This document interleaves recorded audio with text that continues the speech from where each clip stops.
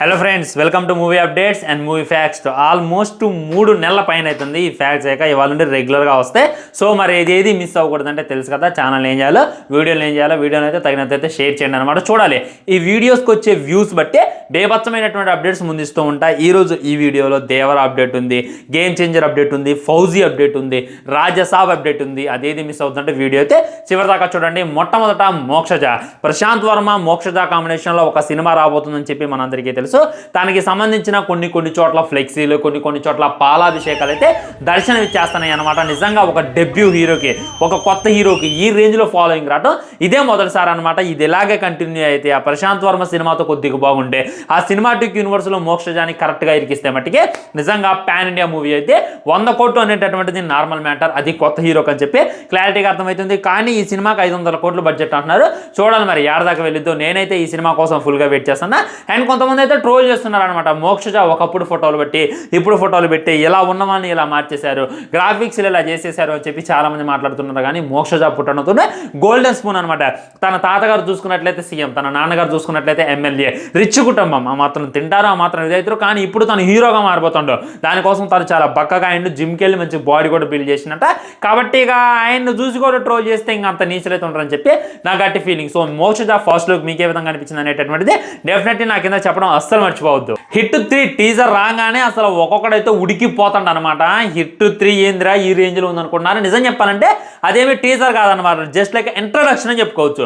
ఎందుకంటే ఒక హిట్ 3 అనేటటువంటి ఫ్రాంచైజ్ ఉంది, ఇంకా బతికే ఉంది. అప్పుడెప్పుడో హిట్ 2 వచ్చింది, ఇక ఇప్పట్లో రాదేమని చెప్పి ప్రతి ఒక్కరు అనుకున్నారు. కానీ హిట్ 3 అయితే ఉంది అనేటటువంటిది గుర్తు చేయడానికి మనకైతే జస్ట్ ఇంట్రడక్షన్ అయితే రిలీజ్ చేశారు. కానీ దాంట్లో ఉన్నటువంటి బీజము, నాని క్రూయాలిటీ అన్నీ చూసి అందరూ కూడా మురిసిపోతున్నారు అనమాట. నిజంగా మేము ఏదైతే ఎక్స్పెక్ట్ చేస్తున్నామో అది ఖచ్చితంగా ఉండబోతుంది. ఇదేదో నార్మల్ ఇన్వెస్టిగేషన్ లాగా లేదు, నార్మల్ కేసు లాగా లేదు, మొత్తం కూడా కాశ్మీర్లో తీస్తున్నారు. అంటే వేరే లెవెల్ ప్లాన్ చేస్తుంటారు డైరెక్టర్ అని చెప్పి అందరూ కూడా అంటున్నారు. ఎస్, అది 100% నమ్మొచ్చు అనమాట. ఎందుకంటే డైరెక్టర్ మీద మీకు నమ్మకం లేకపోవచ్చు, కానీ ఖచ్చితంగా నాని మీద అయితే నమ్మకం ఉందన్నమాట. తను ఎంచుకునేటటువంటి స్క్రిప్ట్స్ ఆ విధంగా ఉంటాయి అనమాట. చూద్దాం పాపం. ఇప్పుడు సరిపోతా సినిమా రిలీజ్ అయింది, కానీ చాలా చోట్ల థియేటర్లు ఖాళీగా కనపడుతున్నాయి అనమాట. దానికి గల కారణం ఏంటి అని అంటే ఆల్రెడీ ఫ్లడ్స్ వచ్చాయన్నమాట. బీభత్సమైనటువంటి వరదలు రావడం వల్ల విజయవాడలో అయితే ఆల్మోస్ట్ థియేటర్లన్నీ ఖాళీగా ఉన్నాయి. మా ఖమ్మం దగ్గరలో కూడా మున్నేరు పొంగటం వల్ల ఆల్మోస్ట్ చాలా ఖాళీగా ఉందన్నమాట.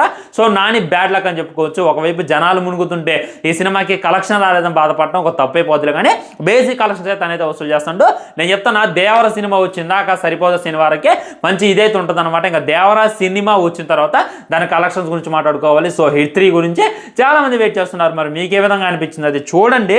10 మిలియన్ వ్యూస్ వచ్చినాయి ఇప్పటికీ. చాలా చిన్న ఛానల్లో రిలీజ్ చేశారు, అసలు చెప్పకుండా రిలీజ్ చేశారు. అయినప్పటికీ ఆ రేంజ్లో వ్యూస్ అవుతున్నట్టు అర్థం చేసుకోండి. నిజంగా హిట్ 3 చాలా పెద్ద సినిమా అయితే అని చెప్పి నేనైతే అనుకుంటున్నాను. మరి దాని మీద మీ కామెంట్. దేవర మూవీ ట్రైలర్లో ఇంకొన్ని గంటల్లో మనం చూడబోతున్నాం. అంటే ఒక 44 గంటలు ఉందనుకోండి, 2 రోజులు ఉందన్నమాట. సో దానికి సంబంధించిన ఫస్ట్ లుక్ చూసి అందరూ కూడా ఇదే పోతున్నారనమాట. ఇప్పుడు దేవర మౌనమే సమరమలేని హెచ్చరిక అనేటటువంటి లిరిక్ ఉంది కదా, అదే అర్థమవుతుంది. సో దేవరుడు మౌనంగా ఉన్నాడంటే ఆ సమరానికి హెచ్చరిక వచ్చినట్టే, ఆ విలన్స్కి ఓచకోత మొదలైనట్టే, శత్రువుల్ని వేటాడి నరికేసినట్టే అని చెప్పి క్లారిటీగా అర్థమవుతుంది. తన నించున్నటువంటి పొజిషన్కి చాలా మంది ట్రోల్ చేస్తున్నారు. కానీ నిజంగా ఈ సీన్ అప్పుడు థియేటర్లో అరుస్తారు. ఈ సీన్ని వాట్సాప్ స్టేటస్లుగా మారితే ఏవి తీసావు కొరటాలు, ఏవి నటించావు ఏంటి అని చెప్పి ప్రతి ఒక్కరు సలాం కొడతారు. ఇప్పుడు చాలా మంది ట్రోల్ చేస్తున్నారు. అలా నుంచుండే నేను నించున్న దానికి చూసేదానికి సంబంధం లేదని చెప్పి చాలా మంది అనుకోవచ్చు. కానీ ట్రయల్ వచ్చిన తర్వాత అన్ని రికార్డులు మారిపోతే రెడీగా ఉండండి.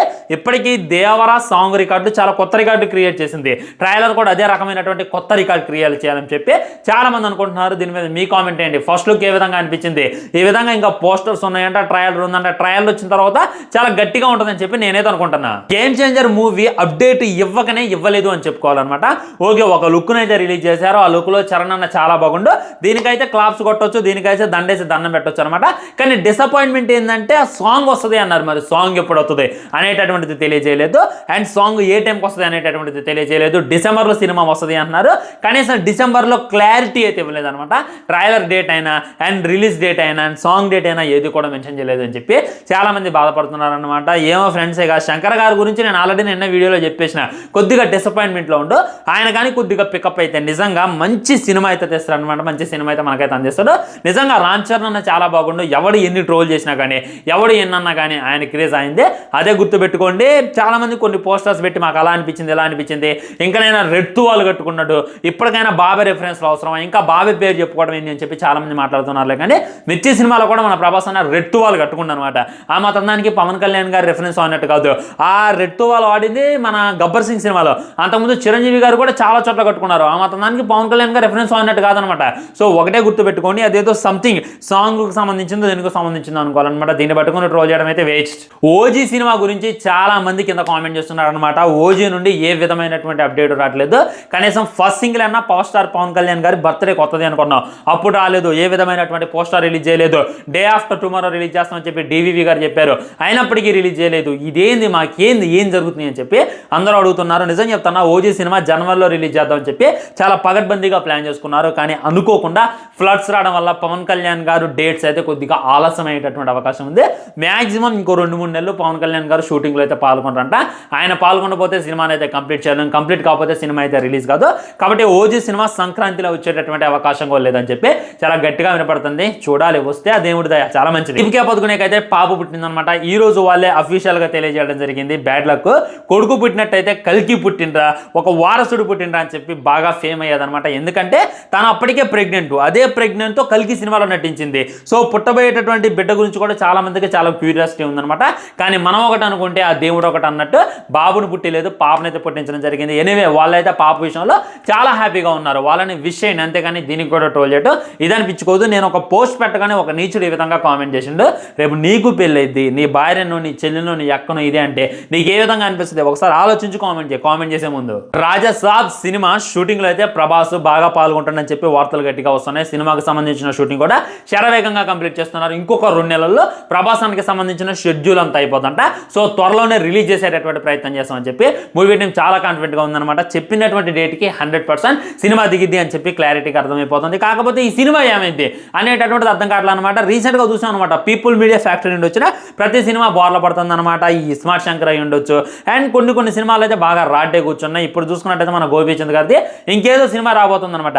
ఇవి కూడా ఇది అయ్యేటటువంటి అవకాశం ఉంది. దానికి సంబంధించి ఆ పీపుల్ మీడియా ప్రొడ్యూసర్ ఏం తెలియజేసిందంటే, మేము చాలా కాన్ఫిడెంట్ గా ఉన్నాం. ఇప్పుడు మాకు వచ్చినటువంటి బొక్కలన్నీ కూడా ఈ మిస్టర్ బచ్చన్తో, ఈ స్మార్ట్ శంకర్తో వచ్చినటువంటి బొక్కలన్నీ కూడా ఖచ్చితంగా రాజసాబ్ ఫీల్ చేస్తుంది, ప్రభాస్ అన్న తీరుస్తుడు అనేటటువంటి కాన్ఫిడెన్స్ తో వాళ్ళు ఉన్నారు. సినిమాలో కొద్ది కంటెంట్ ఉంటే సినిమా ఏడుంటది అనేటటువంటిది అలాంటి కల్కి మూవీతో నిరూపించారు. వెయిటింగ్ రాజసాబ్ సినిమా కోసం నేనైతే. కల్కి 2 ఏదైతే ఉందో దీనికోసం చాలా మంది కామెంట్లు కూడా చేస్తున్నారు అనమాట. 2025లోనే వస్తుంది, 26లోనే వస్తుంది అని చెప్పి చాలా మంది అనుకుంటున్నారు. అలాంటిది ఏం లేదు, అన్ని బాగుంటే సినిమా 2026లో రిలీజ్ చేస్తారు.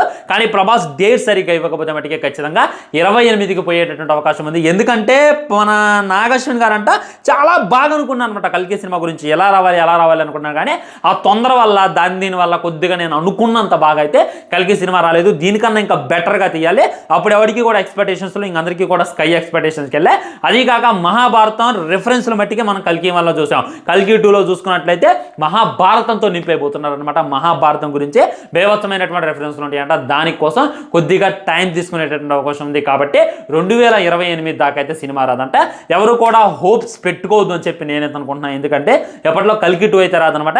ఇంకా సలార్ 2 గురించి నన్నైతే అడగొద్దు.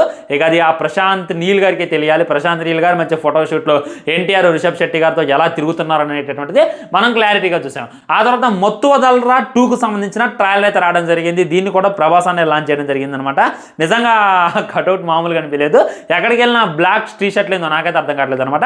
అండ్ ఈ ట్రైలర్ గురించి మాట్లాడుకోవాలంటే టీజర్లో ఉన్నట్టు ట్రైలర్ లేదు ఫ్రెండ్స్. టీజర్లో మనం చాలా రిఫరెన్స్ చూసాం అనమాట. చాలా ఇది కూడా చూసాం, మంచి కామెడీ కూడా చూసాం. కానీ ట్రైలర్ చూసుకున్నట్టయితే కొద్దిగా సొల్లు ఉన్నటువంటి ఫీలింగ్ అయితే కలిగింది. ఈ ట్రైలర్ చూసాక సినిమా మీద అయితే నాకైతే కొద్దిగా ఎక్స్పెక్టేషన్స్ తగ్గాయి. ఇదైతే ఫ్రాంక్గా చెప్పుకోవచ్చు. చూద్దాం సినిమా ఏమన్నా బాగుంటే మటుకి ఎక్కడికో వెళ్ళిపోతే, ఇక బాగోపోతే దాన్ని ఎవరు కాపాడలేరు అనేటటువంటిది రియాలిటీ. కానీ ప్రభాస్ అన్న ట్రైలర్ లాంచ్ చేసింది కాబట్టి ఖచ్చితంగా హిట్ అయింది. జాతిరత్నాలు ఎంత పెద్ద హిట్ అయింది అనేటటువంటిది మనం చూసాంగా. స్త్రీ సినిమా హిందీలో రిలీజ్ అయింది అనమాట. ఈ సినిమా ఆల్మోస్ట్ 50 కోట్లు పెట్టి ఈ సినిమాని అయితే తీయడం జరిగింది. ఇప్పటికీ 760 కోట్లు ఈ సినిమా అయితే వసూలు చేయడం జరిగింది అనమాట. కరణ్ జోహార్ సపోర్ట్ లేదు, బాలీవుడ్ నుండి బేపచ్చమైనటువంటి కాన్ ఎవడు లేడు, పెద్ద స్టార్ కూడా ఎవరు లేరు. అయినప్పటికీ ఈ సినిమా ఈ రేంజ్లో వసూలు సాధించింది. పాన్ ఇండియా సినిమా కూడా కాదు, వన్ అండ్ ఓన్లీ హిందీలో అయితే రిలీజ్ అయింది అనమాట. మరి అది కంటెంట్ కున్న మ్యాటర్స్ అనమాట. బాలీవుడ్ వాళ్ళు సినిమా సరిగ్గా చూడరు, సినిమాలు ఆదరించడం అని చెప్పి మొన్నటిదాకా వాళ్ళు చెప్పి ఏడ్చారనమాట. కానీ ఇప్పుడు వాళ్ళు ఎక్కడ పెట్టుకుంటారు ఏళ్ళు? ఈ రేంజ్లో కలెక్షన్స్ మీరు అసలు ఎక్స్పెక్ట్ చేశారా? నిజంగా వాళ్ళు కూడా చాలా జెన్యూన్ కలెక్షన్స్ ఇస్తున్నారప్ప. దానికైతే మనం క్లాస్ కొట్టాలి. ఇప్పటికే 760 కోట్లు అంటే చాలా గొప్ప విషయం. అండ్ గోట్ మూవీ కలెక్షన్స్ గురించి మాట్లాడుకోవాలి. ఒక్క రోజులోనే 150 కోట్లు వసూలు చేసింది. జరుగుతుంది అనేటటువంటి పోస్టర్లు అయితే దర్శనమిస్తున్నాయి, వాళ్ళు అఫీషియల్గా తెలియజేశారు. దీన్ని అయితే విజయ్ తలపతి గారు కూడా నమ్మరు. విజయ్ తలపతికి తెలియదు అనుకోండి ఈ విధమైనటువంటి ఫేక్ పోస్టర్స్ చేస్తున్నాయి, తెలిస్తే సంపేత్రం ఏమన్నా చూసేయండి ఎందుకు ఈ ఫేక్ కలెక్షన్స్. త్రిషాకి ఇప్పుడు ఏజ్ ఎంత ఉంటుంది ఫ్రెండ్స్, ఆల్మోస్ట్ 41 ఇయర్స్ ఉంటాయి అనమాట. మొన్నే లియో సినిమాలో కనపడదు, అంతకుముందు వర్షం సినిమాలో అందరికీ కూడా క్రష్ అనమాట. కానీ ఇప్పుడు ఈమె ఈ విధంగా మారిపోయింది. మారిపోవటమే కాదు, ఐటమ్ సాంగ్ చేయబోతుంది అనమాట. 41 ఇయర్స్లో ఐటమ్ సాంగ్ ఏంటి అని చెప్పి చాలా మంది కామెంట్ చేస్తున్నాయి. హే అప్ 41 ఇయర్స్ లాగా ఉందా, ఇప్పుడు ఉన్నటువంటి ఆ కృతి శెట్టి, ఇప్పుడు ఉన్నటువంటి ఆ జాన్వీ కపూర్ కన్నా ఈ పాపే బాగుంది అని చెప్పి ప్రతి ఒక్కళ్ళు కామెంట్ చేస్తున్నారు అనమాట. నిజంగా త్రిష పెద్దదైపోతున్నా కానీ ఏజ్ అయితే చాలా చిన్నగా కనపడుతుంది. మరి లేంజంటారో ఏం అర్థం కానటువంటి ముచ్చట. Last but not least friends, Nitin career లోనే హైయెస్ట్ సినిమా ఏదైనా ఉందంటే సాయి మూవీ అని చెప్పుకోవచ్చు. సాయి మూవీని అయితే రిలీజ్ చేయబోతున్నారంట. ఇది ఎందుకు రిలీజ్ అని చెప్పి కామెంట్ చేస్తున్నారు. ఫౌజీ గురించి చాలా మంది అడుగుతున్నారు అనమాట. ఫౌజీ షూటింగ్ అయితే ఇంకా స్టార్ట్ అవ్వలేదు, త్వరలోనే స్టార్ట్ అయ్యేటువంటి అవకాశం ఉంది. అందులో మృణాల్ ఠాకూర్ను కూడా ఇన్వాల్వ్ చేస్తారంట. మన టాలీవుడ్ లో సంబంధించిన కొంతమంది యాక్టర్స్ అయితే అందులో అయితే ఉండబోతున్నారు అనమాట. మృణాల్ ఠాకూర్ని పెడుతున్నట్టు డైరెక్టర్ మినిమం మనం అయితే ఎక్స్పెక్ట్ చేయొచ్చు. ఇద్దరు హీరోయిన్లు అని చెప్పి చాలా మంది అడుగుతున్నారు. ఇద్దరు హీరోయిన్లు కాదులే కానీ ఒక్కళ్ళే హీరోయిన్, కానీ డ్యాన్స్ అయి ఉండొచ్చు, భావోద్వేగాలు అయి ఉండొచ్చు, మంచి లవ్ ట్రాక్ అయి ఉండొచ్చు, ఎక్కువగా ఉంటుందంట ఈ సినిమాలో. ఈ సినిమా కోసం అయితే అందరూ ఫుల్గా వెయిట్ చేస్తున్నారు. నిజం చెప్తున్నా, వితౌట్ ఎక్స్పెక్టేషన్స్తో వచ్చి భారీ హిట్ కొట్టేటటువంటి సినిమాలో ఖచ్చితంగా ఫౌజీ ఉంటుంది. అది మరి ఉంటాయి ఈరోజు అప్డేట్స్ అయినా ఫ్యాక్ట్స్ అయినా వీటన్నిటిలో మీకు ఏది నచ్చింది అనేటటువంటిది డెఫినెట్లీ కింద కామెంట్ చేయండి. వీడియో లైక్ చేయండి, షేర్ చేయండి, ఛానల్ని సబ్స్క్రైబ్ చేయండి. వందే మాత్రం జై హింద్, ఉంటాయి. నమస్కారం.